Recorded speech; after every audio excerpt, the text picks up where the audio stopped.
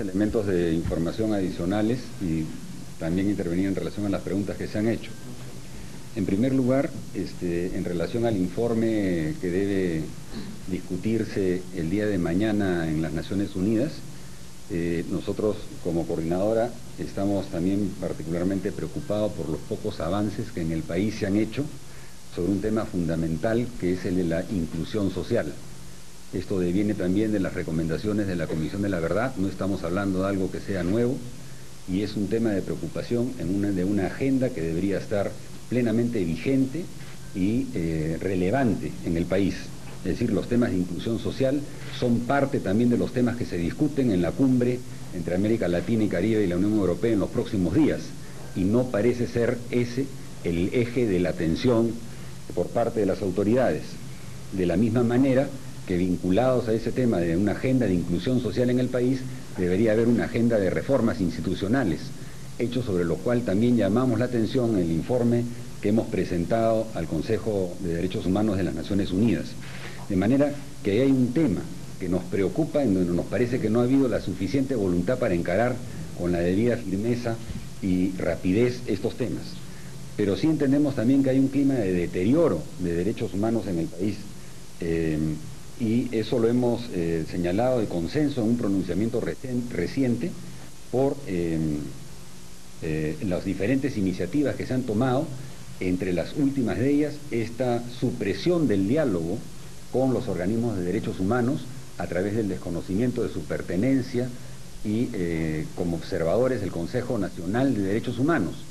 De manera que hay una manera de entender cuál es la relación con la sociedad civil y su participación en la discusión y en las propuestas de políticas públicas que encaren estos problemas fundamentales. En ese sentido, nos preocupa que parte del deterioro sean las expresiones de altos funcionarios del Estado deslegitimando la labor que realizan los organismos de derechos humanos. Esto, si alguno de ustedes no lo sabe, es una obligación suscrita por el país a través de diversos instrumentos internacionales que los funcionarios del Estado, en razón de su cargo, no pueden pronunciarse de cualquier manera desacreditando o deslegitimando la actividad que realizan los organismos de derechos humanos. Los organismos de derechos humanos, los derechos humanos en general son consustanciales a la democracia, por lo cual un gobierno democrático que afirma una vía democrática e instituciones democráticas tiene que abogar también por la práctica de organismos que abogan por esos derechos consustanciales a la democracia. De manera que a nivel internacional se ve muy mal y como un desmérito de la cualidad y de la calidad de nuestra democracia cuando hechos distintos acontecen. Y somos testigos de que desde un tiempo a esta parte efectivamente se ha acentuado la estigmatización de muchos disidentes con el sanbenito de que estuviesen vinculados a actividades pro-terroristas, ¿no? Esto es efectivamente una difamación y la búsqueda de descrédito y de legitimación de la actividad legítima y válida, necesaria, que se realizan desde los organismos de derechos humanos. Y en ese sentido, no quiero referirme en las últimas preguntas que han habido. El MRTA no figura en las listas de organizaciones terroristas de la Unión Europea ya desde hace varios años. Han habido incluso, y también no solo en la de Unión Europea, sino también en la de Estados Unidos. Esta razón de no incluir, pese a que ha estado antes en las listas, la razón por la que no se ha incluido al MRTA en esas listas, ciertamente habría que preguntársela a las autoridades de estos países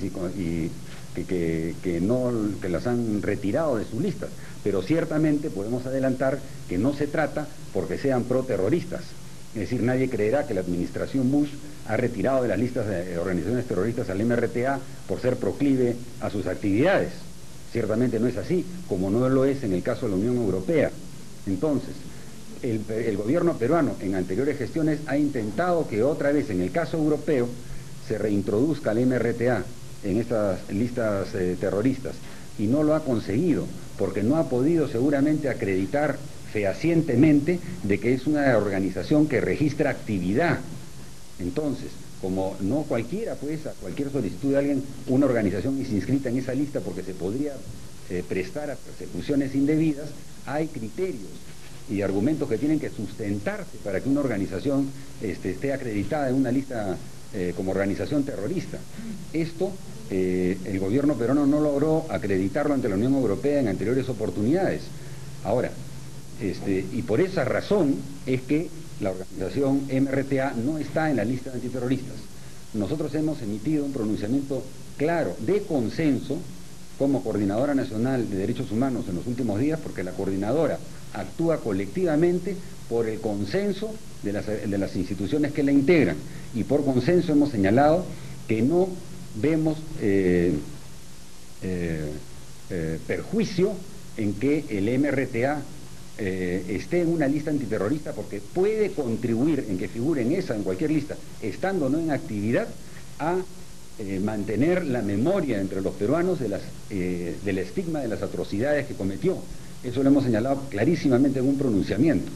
De manera que no es por objeciones de la coordinadora que el MRTA no esté en esas listas, ni que eventualmente pueda volver a ser incluido en esas listas. No es esa la objeción que se haya hecho. El gobierno además ha recurrido a procedimientos indebidos para intentar incluir al MRTA en esta nueva lista de la Unión Europea, y por eso es que ha fallado, como ha fallado también una moción fuera de procedimiento para que se caracterice al MRTA como organización terrorista nuevamente en el evento de parlamentarios euro-latinoamericanos. Es decir, se está procediendo mal, porque se está con un afán político de utilizar el tema para la agenda interna, desconociendo procedimientos. Esa es la preocupación que APRODE ha levantado, el uso político que se quiere dar a la inclusión del MRTA en una lista antiterrorista para la agenda interna, como efectivamente es lo que ha ocurrido a raíz de la carta de APRODE. Pero como coordinadora no nos opondremos a que el MRTA figure en listas antiterroristas, porque efectivamente permitirá mantener el recuerdo de las atrocidades que cometió, estigmatizarla esa en la memoria de los peruanos, y eventualmente, ¿no?, impedir que tenga manejos financieros en el extranjero, si es que todavía los tiene, y que efectivamente pueda ser investigado por esa razón. De manera que ahí no está el tema de fondo, y puede haber efectivamente una discrepancia de criterio en algún tema,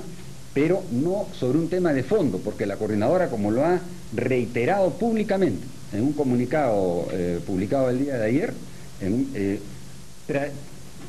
toda la vida, desde su fundación, porque está en el origen de la coordinadora, el zanjamiento con las acciones de violencia de los grupos terroristas, de manera que eso está en su origen. Por eso es que la coordinadora, incluso ninguno de los organismos de la coordinadora ha asumido casos de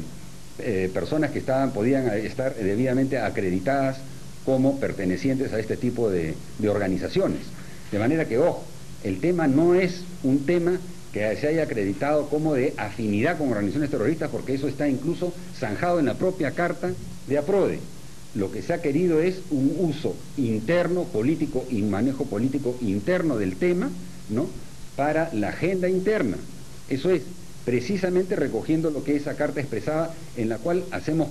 causa común, que es que efectivamente de un tiempo de esta parte existen casos, porque no estamos diciéndolo en el aire, sino que existen casos de personas que están arbitrariamente siendo acosadas o detenidas